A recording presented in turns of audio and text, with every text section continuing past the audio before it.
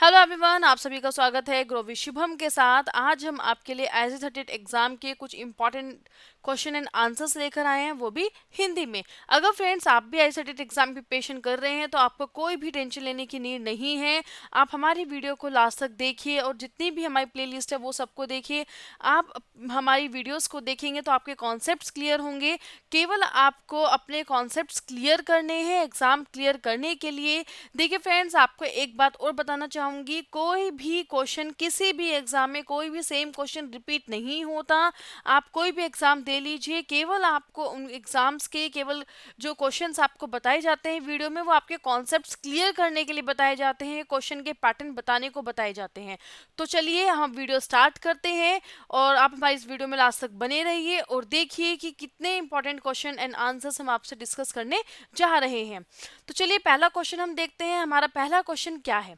पहले क्वेश्चन में बोला है भावी दायित्व से क्या तात्पर्य है। आपका भावी दायित्व से क्या तात्पर्य है, क्या मीनिंग है आपका? पहले में बोला है हमारे चार ऑप्शन होते हैं, चार ऑप्शन में से आपको एक ऑप्शन चूज करना होता है जो आपका सही होता है अकॉर्डिंग टू क्वेश्चन के अकॉर्डिंग। मृत्यु की अनुमानित आयु। दूसरे ऑप्शन में बोला है जीवन का अनुमानित खर्च जो भविष्य में आवश्यक हो। तीसरे में बोला है धनराशि अनुमानित करना जो आवश्यकता पड़ने पर भविष्य में बढ़ सकती है। तीसरे में बोला है उपरोक्त सभी सभी के सभी ऑप्शंस आपके सही हैं। देखिए, भावी दायित्व का से मीनिंग तात्पर्य मतलब मीनिंग इसका ये है, धनराशि अनुमानित करना जो आवश्यकता पड़ने पर भविष्य भविष्य में बढ़ सकती है, भविष्य में फ्यूचर में वो हमारी इंक्रीज हो सकती है। तो third option is the right answer of this question. देखिए, हमारा तीसरा जो ऑप्शन है वो हमारा सही है, भावी दायित्व का जो मीनिंग है वो हमारा तीसरा ऑप्शन है। चलिए अपने अगले क्वेश्चन की तरफ हम बढ़ते हैं। हमारा अगला प्रश्न ये है, जीवन बीमा निम्नलिखित में किस हानि के विरुद्ध प्रतिरक्षा प्रस्तावित करता है? आपको बताना है जो भी निम्नलिखित में से, जो भी आपको चार ऑप्शन में से दिए हुए हैं उनमें से आपको बताना है कौन सी हानि के विरुद्ध प्रतिरक्षा प्रस्तावित करता है। देखिए, पहले ऑप्शन में बोला है किसी व्यक्ति की उत्पादक योग्यता के आर्थिक मूल्य की हानि। दूसरे ऑप्शन में बोला है भावनात्मक हानि। तीसरे ऑप्शन में बोला है सट्टा संबंधी हानि। चौथे ऑप्शन में बोला है बेईमानी के कारण हानि। देखिए, हमारा पहला ऑप्शन सही है, जो जीवन बीमा है इन जो ऑप्शन में से जो हानि के विरुद्ध प्रतिरक्षा प्रस्तावित करता है वो है किसी व्यक्ति की उत्पादक योग्यता के आर्थिक मूल्य की हानि। तो पहला ऑप्शन हमारा सही है, क्वेश्चन के अकॉर्डिंग क्वेश्चन के मुताबिक हमारा पहला ऑप्शन हमारा सही है। चलिए इसी के साथ अपने अगले प्रश्न में बढ़ते हैं। अगला प्रश्न क्या है हमारा? अगले प्रश्न में बोला है इसमें से कौन सा स्वीकृत चरण का हिस्सा नहीं है। देखिए, आपको ध्यान से पढ़ना है क्वेश्चन को। क्वेश्चन में बोला है नहीं है, दैट मीन्स इसका मतलब है आपके चार ऑप्शन है, चार ऑप्शन में से तीन आपके स्वीकृत चरण का हिस्सा है और एक ऑप्शन आपका जिसमें से हिस्सा नहीं है। तो अब आपको बताना है कौन सा हिस्सा नहीं है। पहले ऑप्शन में बोला है कवर नोट। दूसरे ऑप्शन में बोला है पॉलिसी दस्तावेजों की डिलीवरी।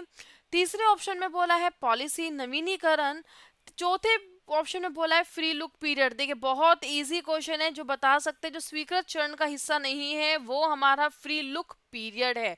फोर्थ ऑप्शन हमारा सही है। देखिए फ्रेंड्स, हम अपना टाइम वेस्ट ना करते हुए क्वेश्चंस को जल्दी जल्दी देख रहे हैं। अगर आपको कोई भी क्वेरी आती है, कुछ भी समझ में नहीं आ रहा है तो आप हमें कमेंट करके बता सकते हैं, हम आपको वहां पे सॉल्व करने की कोशिश करेंगे। तो चलिए इसी के साथ नेक्स्ट क्वेश्चन की तरफ हम बढ़ते हैं। हम थोड़ा जल्दी इसलिए कर रहे हैं फ्रेंड्स कि आपको हम कम टाइम में ज़्यादा से ज़्यादा प्रश्नों से हम आपको बता सके। तो चलिए नेक्स्ट प्रश्न की तरफ हम देखते हैं। नेक्स्ट प्रश्न हमारा है, एक तथ्य जिसका खुलासा होने की जरूरत नहीं है। एक ऐसा तथ्य है जिसकी खुलासा होने की जरूरत नहीं है जब तक कि जो बीमा कंपनी है उसके विषय में ना पूछे, जब तक बीमा कंपनी उसके विषय में ना पूछे जब तक उसे खुलासा होने की जरूरत नहीं है। उस तथ्य को उदाहरण है, उसका उदाहरण क्या है, उसका एग्जाम्पल हमारा क्या है? पहले में बोला है गोदाम में स्टॉक की राशि। दूसरे में बोला है आग अलार्म प्रणाली की उपस्थिति। तीसरे ऑप्शन में बोला है हृदय योग। चौथे ऑप्शन में बोला है अन्य कारखानों में बीमा का ब्यूरो। दोनों गलत। देखिए, हमारा सबसे सही आंसर है दूसरा ऑप्शन हमारा सही है, आग अलार्म प्रणाली की उपस्थिति। ऐसे तथ्य का जो उदाहरण है वो हमारा दूसरा ऑप्शन है, आग अलार्म प्रणाली की उपस्थिति। चलिए इसी के साथ अपने अगले प्रश्न की तरफ हम बढ़ते हैं। अगले प्रश्न में बोला है निकासी से क्या तात्पर्य है। निकासी से का क्या मीनिंग होता है, इसका मीनिंग क्या है, आप निकासी का मतलब क्या समझेंगे। पहले में बोला है बीमाकर्ता अपनी पॉलिसी को रद्द करता है। दूसरे ऑप्शन में बोला है बीमाकर्ता किस्तें देने रोक देता है। तीसरे ऑप्शन में बोला है बीमाकर्ता पॉलिसी समर्पित कर देता है। और चौथे ऑप्शन में बोला है पॉलिसी परिपक्वता पा लेती है। देखिए इसका जो सही उत्तर है वो हमारा तीसरा ऑप्शन है, बीमाकर्ता पॉलिसी समर्पित कर देता है। तीसरा ऑप्शन हमारा सही है, निकासी का मतलब यही होता है, बीमाकर्ता पॉलिसी समर्पित कर देता है।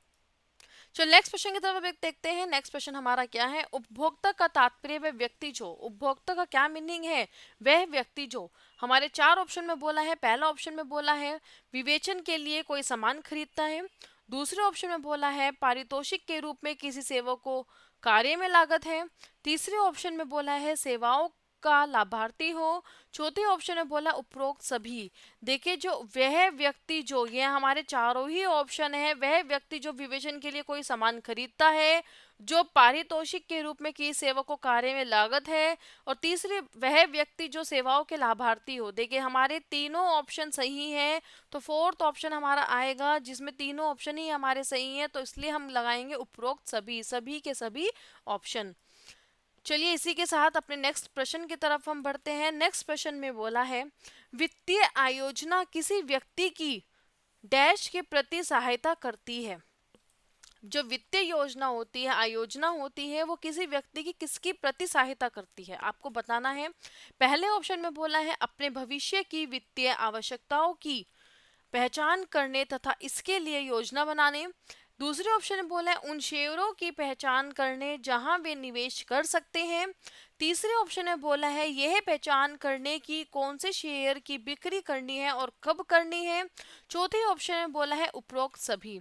देखिए जो हमारा सही आंसर है वो हमारा पहला ऑप्शन है, जो वित्तीय आयोजना है वो किसी व्यक्ति की अपने भविष्य की वित्तीय आवश्यकताओं की पहचान करने तथा इसके लिए योजना बनाने के प्रति सहायता करती है। तो हमारा पहला उत्तर सही है। तो चलिए नेक्स्ट क्वेश्चन देखते हैं। देखिए फ्रेंड्स मैं आपको बताना चाहूंगी, ये आपके ऊपर डिपेंड करता है आप जो मीडियम चूज कर रहे हैं पेपर देने का, आप कौन सा चूज कर रहे हैं, हिंदी मीडियम चूज कर रहे हैं, इंग्लिश मीडियम चूज कर रहे हैं। अगर आपने एग्जाम देने का हिंदी मीडियम चूज किया तो जितने भी आपके प्रश्न हैं वो सब हिंदी में ही आएंगे। चल नेक्स्ट प्रश्न हम देखते हैं। नेक्स्ट प्रश्न में क्या बोला है। नेक्स्ट प्रश्न है प्लान कर प्रतिदान पॉलिसी के इसके नकदी मूल्य हेतु वापसी करके किया जा सकता है। हमारे पहले ऑप्शन में बोला है हसवान आवधिक। दूसरे ऑप्शन में बोला है वर्धमान आवधिक। तीसरे ऑप्शन में बोला है संपूर्ण जीवन। चौथे ऑप्शन में बोला है कोई भी एक। देखिए जो प्लान कर जो प्रतिदान पॉलिसी के जो इसके मूल्य होते वापसी करके किया जा सकता है वो हमारा संपूर्ण जीवन है। हमारा तीसरा ऑप्शन हमारा सही है, संपूर्ण जीवन। चलिए नेक्स्ट प्रश्न की तरफ हम बढ़ते हैं। नेक्स्ट प्रश्न हमारा क्या है। नेक्स्ट प्रश्न में बोला है जब समझौते में सहमत बल धोखाधड़ी या गलत बयानी से हुआ हो तो समझौता डैश होता है। जब समझौते में जो सहमति बल होता है या धोखाधड़ी या गलत बयानी से हुआ हो तो समझौते को होता है। पहले ऑप्शन में बोला है रद्द।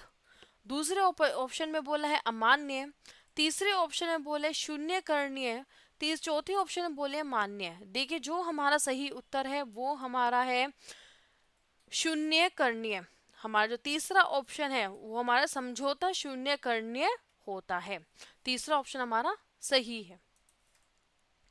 चलो नेक्स्ट क्वेश्चन की तरफ हम बढ़ते हैं। नेक्स्ट क्वेश्चन में बोला है प्रधान व्यक्ति एक आवधिक बीमा पॉलिसी है जहां बीमित डैश राशि से संबंध नहीं होती है। पहले में बोला है प्रधान व्यक्ति के स्वयं की आय। दूसरे में बोला है हमारा व्यवसाय इतिहास। तीसरे में बोला है दोनों कथन सत्य। चौथे ऑप्शन में बोला है दोनों कथन असत्य है, मतलब दोनों ही कथन हमारे गलत हैं। देखिए जो हमारा सही उत्तर है इसका है दोनों कथन सत्य है। जो हमारा क्वेश्चन पूछा है उसके लिए हमारा पहला ऑप्शन दूसरा ऑप्शन दोनों ही सही है, तो उसके लिए दोनों कथन सत्य ही पे ही हम इसमें टिक करेंगे। तो तीसरा ऑप्शन हमारा सही है, दोनों कथन सत्य है। चलिए नेक्स्ट प्रश्न की तरफ हम बढ़ते हैं। नेक्स्ट प्रश्न में बोला है प्रधान व्यक्ति बीमा को किसी व्यावसायिक द्वारा डैश हानियों के लिए व्यवसाय क्षतिपूर्ति करने के लिए ग्रहण की गई बीमा पॉलिसी के रूप में परिभाषित किया जा सकता है। पहले ऑप्शन में बोला है वित्तीय, दूसरे ऑप्शन में बोला है भावनात्मक, तीसरे ऑप्शन में बोला है गैर वित्तीय, चौथे ऑप्शन में बोला है व्यावसायिक। देखिए तीसरा ऑप्शन हमारा सही है, हमारा जो सही उत्तर है वो हमारा तीसरा ऑप्शन है गैर वित्तीय। चलो नेक्स्ट क्वेश्चन की तरफ हम बढ़ते हैं। नेक्स्ट क्वेश्चन में बोला है किसी भी मध्यस्थ के अधिकृत सत्यापनकर्ता के लिए उत्तीर्ण अंक है। हमारे चार ऑप्शन दिए हैं, चार ऑप्शन में बताना है कितनी परसेंटेज कितने उत्तीर्ण अंक हमारे हैं। हमारे चार ऑप्शन दिए गए हैं। पहले ऑप्शन में आपसे बोला है 60%, दूसरे ऑप्शन में आपसे बोला है 50%, तीसरे ऑप्शन में आपसे बोला है 35% एंड फोर्थ ऑप्शन में आपसे बोला है 40%। देखिए हमारा जो सही उत्तर है वो हमारा तीसरा है 35%, उत्तीर्ण अंक हमारा 35% है। तो तीसरा हमारा सही उत्तर हुआ। तो चलिए नेक्स्ट क्वेश्चन की तरफ हम बढ़ते हैं। नेक्स्ट क्वेश्चन में हमें बोला है सुरक्षित तरल प्रतिलाभों में इच्छुक किसी व्यक्ति को डैश निवेश करना चाहिए। पहले ऑप्शन में बोला है पीपीएफ, तीसरे ऑप्शन में बोला है बैंक एफडी, तीसरे ऑप्शन में बोला है म्यूचुअल निधियां, चौथे ऑप्शन में बोला है यूलिप पॉलिसियां। देखिए हमारा जो चौथा ऑप्शन है वो सही है, यूलिप पॉलिसियां। नेक्स्ट क्वेश्चन की तरफ हम बढ़ते हैं। नेक्स्ट क्वेश्चन में बोला है परिवर्ती जीवन पॉलिसियों के अंतर्गत प्रीमियम नियत होती है यथा डैश के अंतर्गत। पहले ऑप्शन में बोला है पारंपरिक संपूर्ण जीवन, दूसरे ऑप्शन में बोला है पारंपरिक सावधि, तीसरे ऑप्शन में बोला है गैर पारंपरिक संपूर्ण जीवन, चौथे ऑप्शन में बोला है गैर पारंपरिक सावधि। देखिए जो हमारा सही उत्तर है वो हमारा पहला ऑप्शन है यथा पारंपरिक संपूर्ण जीवन के अंतर्गत। पहला ऑप्शन हमारा सही है इस क्वेश्चन में। चलिए नेक्स्ट क्वेश्चन की तरफ हम बढ़ते हैं। नेक्स्ट क्वेश्चन में क्या बोला है जब एक व्यक्ति जिसे पेशकश की गई है अपनी सहमति देता है तो उसे क्या कहते हैं। जब कोई व्यक्ति किसी पेशकश की गई है उसकी सहमति जो देता है तो उसे हम क्या कहते हैं। पहले ऑप्शन में बोला है प्रस्ताव कहते हैं, दूसरे ऑप्शन में बोला है स्वीकृति कहते हैं, तीसरे ऑप्शन में बोला है मांग कहते हैं, चौथे ऑप्शन में बोला है पेशकश। देखिए हमारा जो सही आंसर है वो हमारा स्वीकृति है, तो इसे स्वीकृति कहते हैं। चलिए नेक्स्ट क्वेश्चन की तरफ हम बढ़ते हैं। नेक्स्ट क्वेश्चन में क्या बोला है बचत अभिमुखित बीमा पॉलिसी वह होती है। जो बचत अभिमुक्ति बीमा जो पॉलिसी है वह कौन सी होती है, वह क्या होती है जिसमें पॉलिसी के अंतर्गत बचत तत्व अधिक होता है, जिसमें पॉलिसी के अंतर्गत प्रतिरक्षा तत्व नहीं होता है, तीसरे ऑप्शन में बोला है जिसमें पॉलिसी के अंतर्गत प्रतिरक्षा एवं जोखिम तत्व समान अनुपात में होते हैं, चौथे ऑप्शन में बोला है उपरोक्त में से कोई नहीं, तीनों ऑप्शन में से कोई भी नहीं। देखिए पहला ऑप्शन हमारा सही है, जो बचत अभिमुखित बीमा पॉलिसी होती है वो होती है जिसमें पॉलिसी के अंतर्गत बचत तत्व अधिक होता है। तो पहला ऑप्शन हमारा सही है। क्वेश्चन हमारा क्या है। नेक्स्ट क्वेश्चन में बोला है डैश का तात्पर्य है बीमा की विषय वस्तु से संबंधित सभी अधिकार और उपचार का बीमित से बीमा कंपनी का स्थानांतरण। पहले ऑप्शन में बोला है योगदान, दूसरे ऑप्शन में बोला है प्रस्थापन, तीसरे ऑप्शन में बोला है सह बीमा, फोर्थ ऑप्शन में बोला है अधिकार हस्तांतरण। देखिए फ्रेंड्स ये क्वेश्चन आप सभी के लिए है, आप सभी को हमारे चैनल पे कमेंट करके बताना है, वीडियो पे कमेंट करके बताना है इस प्रश्न का सही उत्तर हमारा कौन सा ऑप्शन होगा। So thank you so much for this video. I hope आप सभी को हमारी वीडियो पसंद आई है। तो आपको वीडियो पसंद आए तो हमारे चैनल को वीडियो को लाइक कीजिए, ज़्यादा ज़्यादा शेयर कीजिए और हमारे चैनल को सब्सक्राइब करना मत भूलिए। So thank you so much for this video. आप ऐसे ही हमारे इस चैनल के साथ बने रहिए।